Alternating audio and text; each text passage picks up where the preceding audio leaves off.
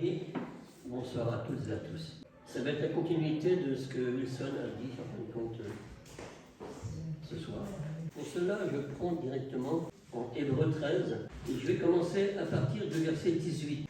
Donc, le Seigneur vous demande de prier pour nous, pour ceux et ceux qui annoncent la parole de Dieu. Parce que c'est vraiment une responsabilité. On ne peut pas se tromper en fin de compte. Ou si on se trompe, c'est à nous de rectifier. C'est pour ça qu'on a besoin des uns et des autres, au cas où il faut rectifier quelque chose.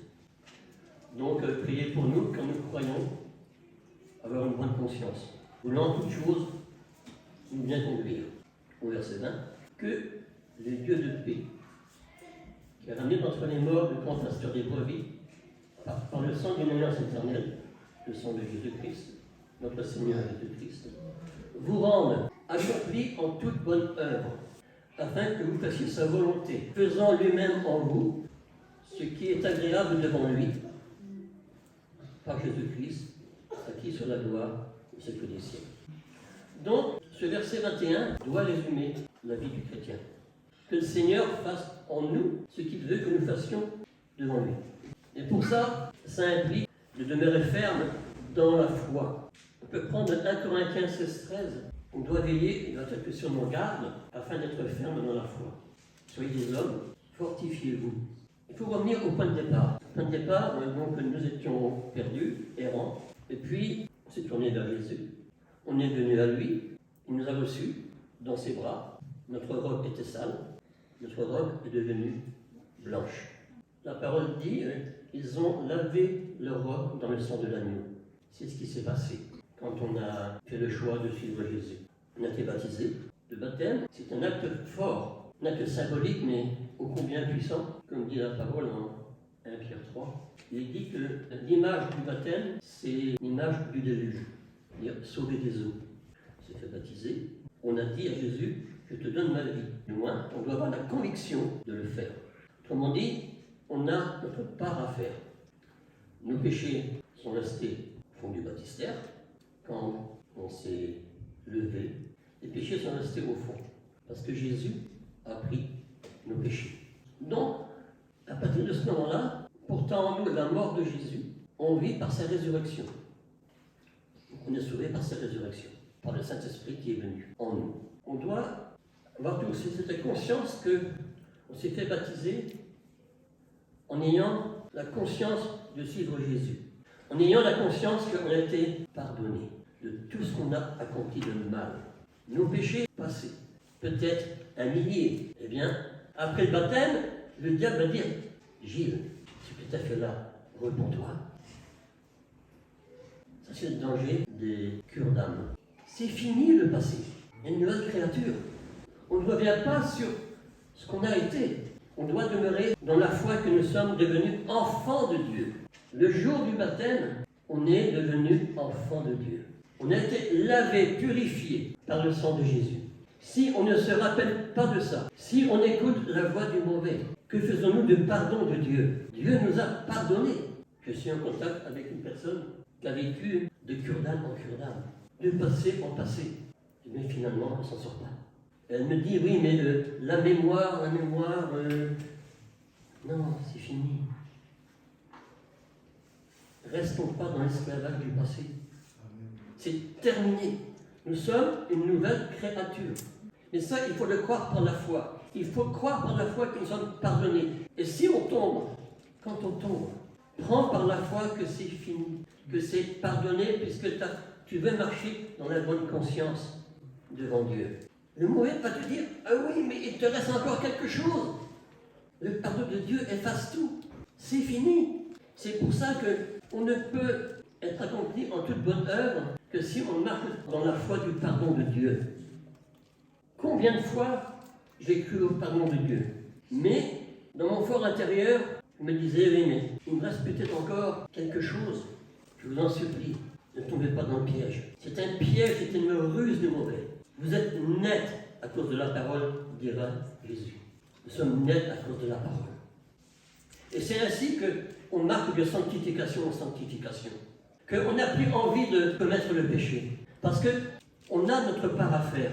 Cette part, elle ne peut se faire que dans la foi que nous sommes enfants de Dieu libérés du péché. Romains 8, 1 et 2 nous le dit.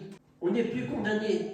C'est vrai qu'on le dit souvent à travers les prédications, mais il faut se le rappeler pour que ça reste bien ancré dans la mémoire, imprégné dans la mémoire.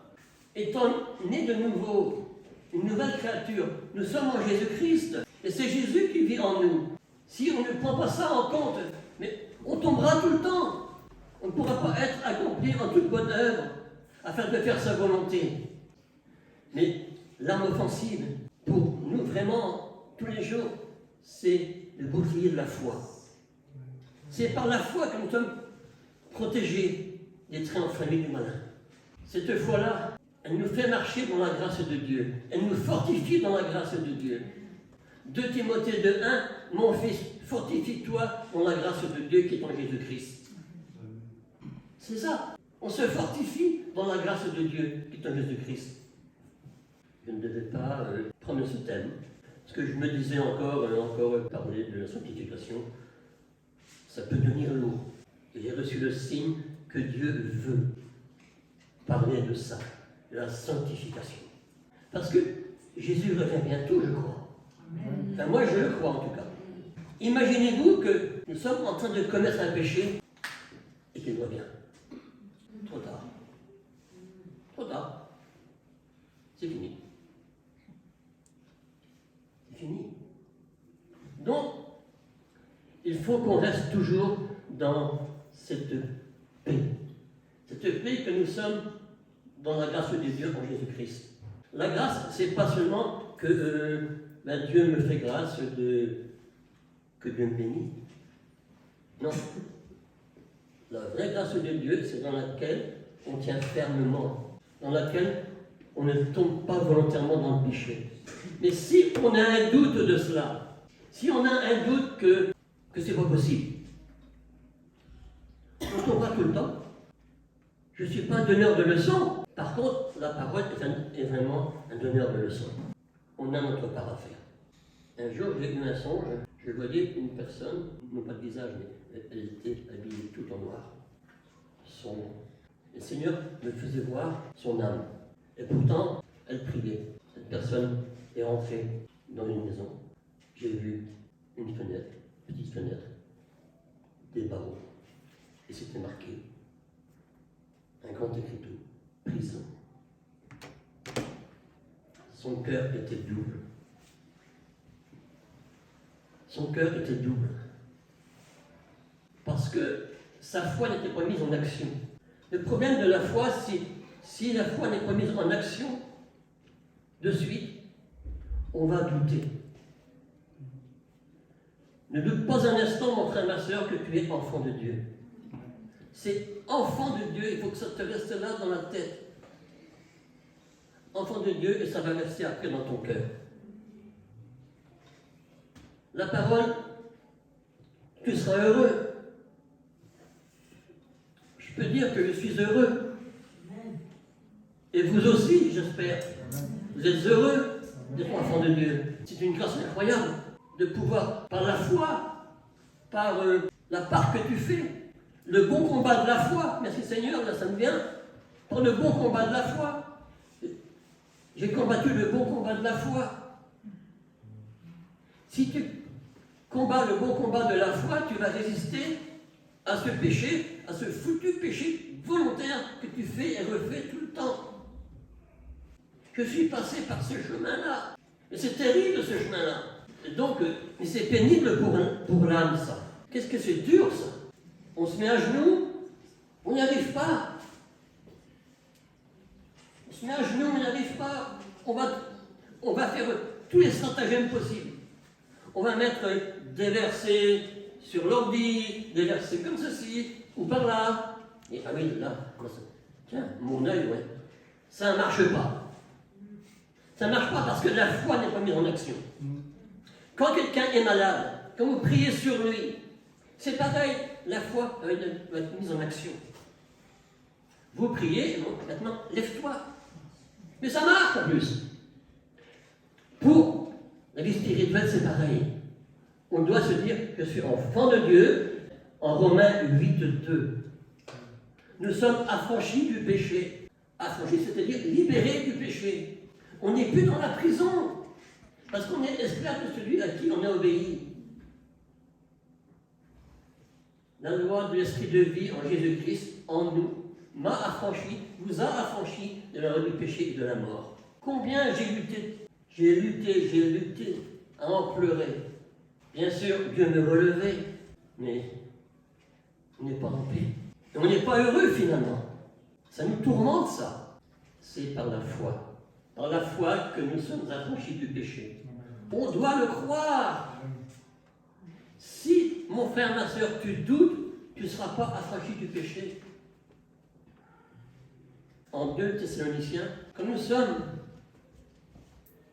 en Dieu, le Seigneur est fidèle. Il nous affermit. Et quoi? Il nous préserve du malin. Si il nous préserve du malin, ça veut dire qu'on ne va pas tomber. Il nous préserve du malin. Moi j'ai vu ce verset, j'ai dit mais c'est formidable ça. Parce que on peut le vivre, mais le voir écrit, dire ah oui Seigneur, c'est vrai.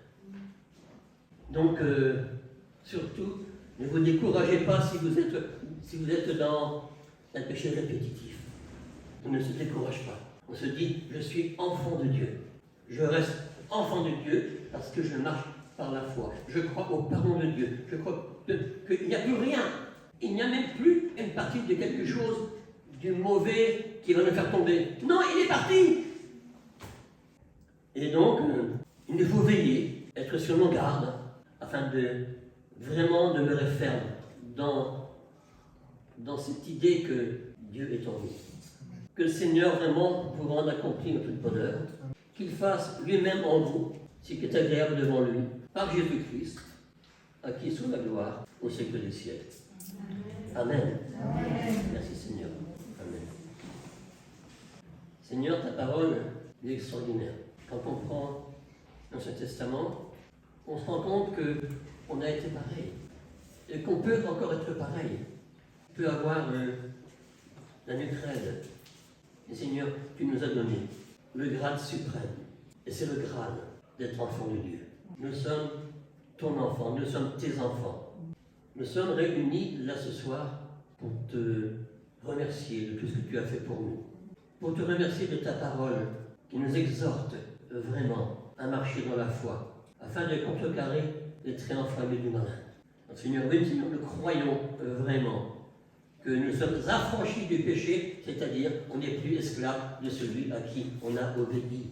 Nous sommes devenus esclaves de toi, Seigneur. Et le comble, c'est que l'esclavage en toi, ça nous rend libres. C'est cela, Seigneur, que les païens ne peuvent pas comprendre. Merci, Seigneur, aussi de faire de nous des témoins, afin que nous puissions rencontrer des gens que tu veux mettre sur notre route. Nous puissions être des flambeaux bien allumés dans les ténèbres qui nous environnent si facilement. Le péché nous environne si facilement, afin que par le chemin de la sanctification que tu nous amènes à suivre, et que nous suivons avec toi et en toi, nous ne puissions jamais être des contre-témoignages. Nous puissions être des vrais. Non pas qu'un chrétien charnel n'est pas vrai, ça c'est le mauvais qui dit ça, mais que nous puissions être affermis dans cette foi. Dans cette foi qu'on est affranchi du péché. Pardon Seigneur pour toutes les fois où on t'a résisté. S'il y a encore des personnes qui résistent par la chair, oui, nous pouvons dire, chair, tu es vaincu.